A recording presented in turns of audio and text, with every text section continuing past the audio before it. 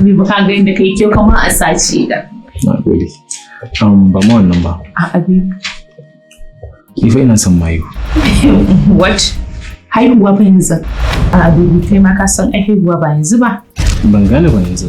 Ai sai na da irin shekara 2 zuwa 3 haihuwa. Ma dai haihuwa yanzu ina.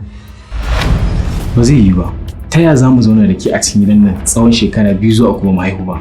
Ba zan iya ba.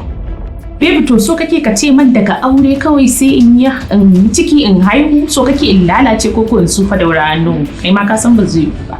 Ina. Ki daina wannan tunanin Hanan. Ni fa ina son yara. Ina so in ga zuri'ata. Don haka dole sai mu haihu a cikin gidan nan. Na san cewa kana son yara amma dai maganar gaskiya haihuwa yanzu gaskiya bai ba yanzu ba. Enough Hanan. Ya sa ina magana kina magana. Ke ke ni ko ni ke da ke?